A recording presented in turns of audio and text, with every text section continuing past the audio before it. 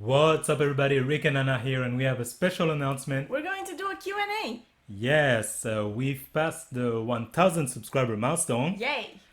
Thank you for Thank everybody you. who subscribed. And in order to celebrate, one of the things we're going to be doing is a Q&A that we'll be having on July 24th, 2020. So if you're watching this way in the future, ignore this message.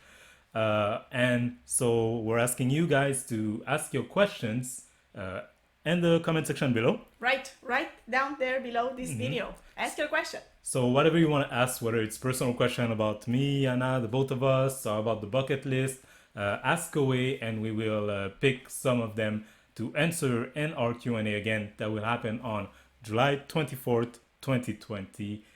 Yeah, Anna, excited? I'm very excited. I can't wait to see what people want to know about us and about our bucket list. So again, ask your question in the comment section below, and see you guys at the Q&A. That was it for the announcement, and now enjoy the video. Come have fun with us and don't forget to subscribe.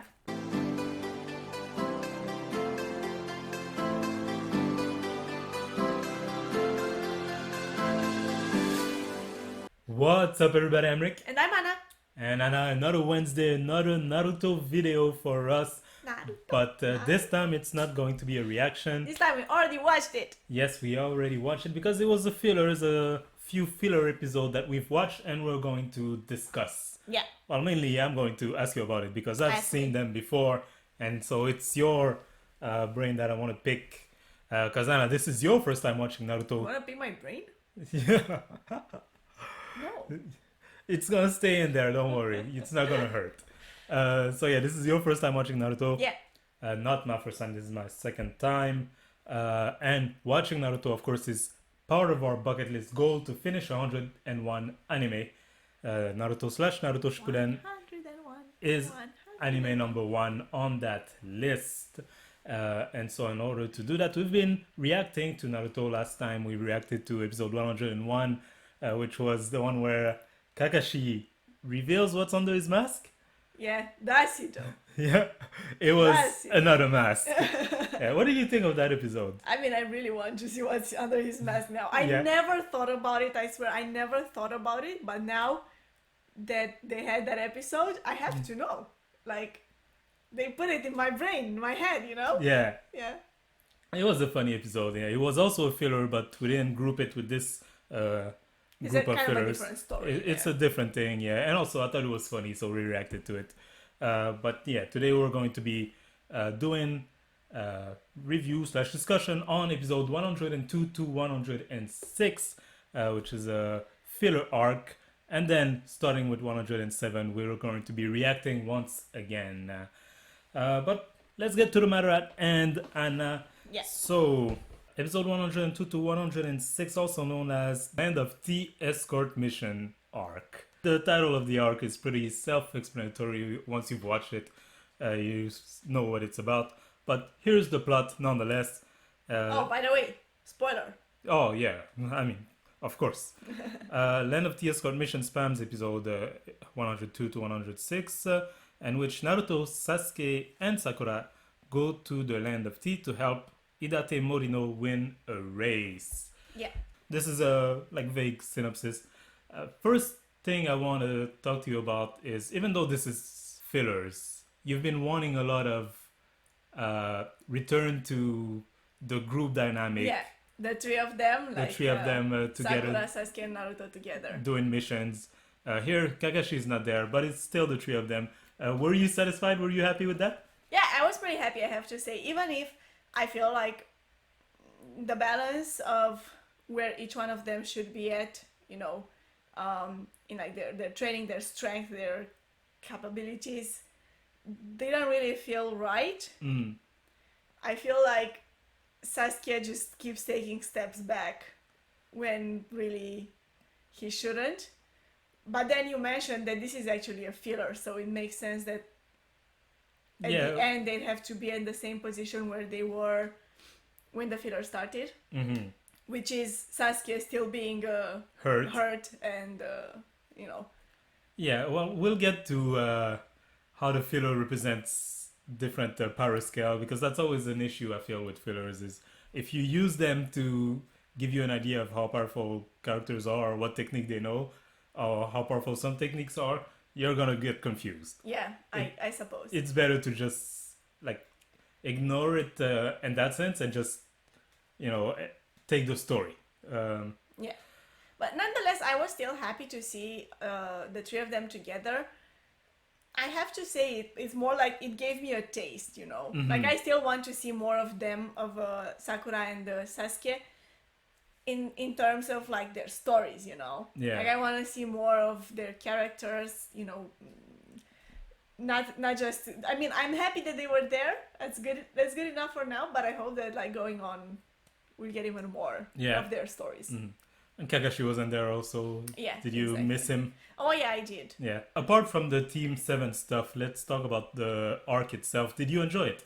I did enjoy it. Yeah, it was like it was a little adventure, you know, and it's nice to see them things that, you know, it's important because it's a mission and they have to help someone, but at the same time, it's not as like it doesn't have like a strain on their like personal stories and you know, it's not as dangerous on like a personal level for them. There's less weight than Konoha getting attacked or fighting Orochimaru. Or like Sasuke's brother coming in, stuff like this. So I think it was nice, and it was like a good, just kind of light-hearted adventure, to say so.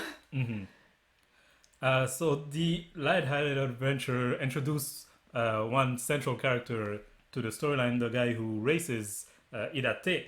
So what did you think of him as a character? I mean, he's an interesting character.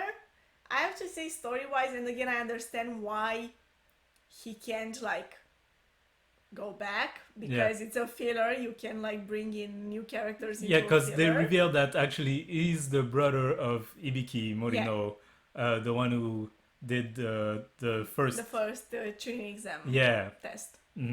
So yeah, I understand that from this point of view that they can't introduce him like into the main storyline, but at the same time, story-wise, it kind of feels like a bit of a downer, you know. It's kind of weird that he would leave his brother there. Yeah. But yeah, since he's a filler character, he's not a character that's supposed to exist. If he goes back to Konoha, then it creates an array of potential problems. Yeah, exactly. So, well, I mean, but I like him as a character. I like his story. I like his backstory. It's interesting because he's definitely not like a perfect character, you know. Oh, I thought it was so annoying at first. So many like flaws. Yeah. But at the same time, you see him as being like a very like real character, you know. It feels very human. Yeah.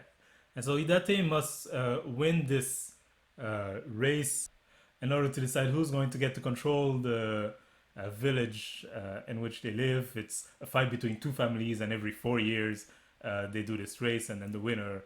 Makes me feel like it's elections. Right. It's almost like that, yeah. And pretty much that's the basis of it. They hire ninjas to protect the runners, because the other side also hired ninjas. And so, right, because there are no rules to it. You can basically do anything. The only rule is that you have to run, get the ball, and bring it to the end. What do you think of this whole concept, like this race storyline? Were you invested in the race, or were you just wondering what Naruto and the others were doing? I mean, I was sure that Idate would win. Yeah. In the end, because, you know, that's how it has to be. But I feel like I was more interested in like how Naruto, Sasuke, and Sakura will like wait in. Yeah. Into the whole thing. Story, yeah. More than like who's gonna win. I didn't feel so much for, and also I feel like this is a really short arc. It's what, like 5 episodes, I think. So they didn't really develop that story that much of like, you know, the families competing and what it means to the town. You get a little bit of it, but not that much, so you don't feel like so invested in their story. Yeah. So I was more interested in like the adventure side of it. One of the other ninja involved is Aoi. He's on the other side, and he's there to basically protect the runner from the opposing family. And when you were talking about like I'm curious to see what Naruto and the others' contribution are going to be. Well, Naruto's contribution, apart from being the motivator that he always is, uh, was to fight this guy. Yeah. The three of them fought this guy repeatedly. What did you think of him as a villain? I thought it was interesting that like they made that parallel between Aoi and Idate. They had that like story because Aoi was the one who like tricked Idate into betraying The village and his family. And they made that parallel with Naruto's story in the first episode, With where Mizuki. his teacher tricks him into like basically betraying the village by Yeah. saying something. So I like how they always introduce elements like this that make Naruto like easily relate to a lot of the other characters around, you know. Like we saw that with Gaara, we saw that with like even with Sasuke. With Sasuke. Yeah. So we see this also here with Idate. Like he recognizes something of himself, like something of his own story into, you know, other people. So I like that part of it a lot. Yeah. I gotta say, you know, one thing that made me scratch my head as I was watching is, you know, we're in the land of the tea, away from Konoha. Sure, they hired these three Konoha ninja that are our main characters, so you expect them to have their Konoha baggage with them. But no, turns out most of the important character for this storyline are also from Konoha. You know, Yeah. it kind of feels like, is the world that small? Couldn't you have I could put it on the fact that maybe it's like geographically close? close. So it would kind of make sense that a lot of people, you know, kind of come from the same place. Like maybe Konoha is the biggest thing around, you know. So I guess you could put it that way. But yeah, you're right. Like it's weird that you're bringing this whole Konoha story like in another place. And another place, you know, like we have our own runner and we hire our own ninja, and even when we hire a ninja from another village, turns out He's actually originally from Konoha. yeah. Well, that's interesting. Well, we talked about it a bit earlier, but like this whole idea of power level and who's, you know, strong and seems weaker than they're supposed to be and seems stronger than they're supposed to be against like other opponent. I feel like this whole fight of Aoi versus Naruto and company, no, even before that, the three ninja from the mist who come back, Yeah. I feel like gave them way more trouble Then than they should have, should have. considering how much Naruto and company grew yeah, since they first met. And when they first met, they they defeated them. Yeah, they defeated them. Yeah, that's true. It does feel like that, and I feel like I felt more the difference between like Naruto and Sasuke, Yeah. where I felt like Sasuke was really kind of useless. In the end, it's Naruto who defeats them. Yeah, exactly. Yeah. And then we jump to what I was just talking about, Aoi, Yeah. and he fights with Sasuke and then with Naruto, and this kind of same situation happens. And Sasuke can't do much. Yeah. He kind of cracks the weapon that Aoi had, but Naruto is the one in the end who And I comes out on mean, top. Sasuke uses the Chidori, Chidori. and that should be like a really strong attack. I mean, Mm. someone like of Aoi's level, I don't feel like. would But have- it's because they introduced that weapon who was supposed to Oh yeah, have been the second Hokage's weapon, the sword of the Thunder God. yeah. And then they say like it's the weapon actually that is Wow. super strong. I guess. Mm. Yeah, It but kinda I feels mean, weird. that is if you actually take this at like a more serious level than it should be. Exactly, because it's a filler. It's a filler, and Yeah. it's a nice adventure. It's fun to watch. Mhm. It has a lot of like comedic moments, and it also has a lot of like, you know, deeper, more, you know, heartfelt moments. I feel like it has a good balance. It's like a good side story, Yeah. and that's what we should take it as. Hmm. I still hope to see Sasuke more when we go back to the regular episodes. Yeah. We'll see about that. And I'll see, you know.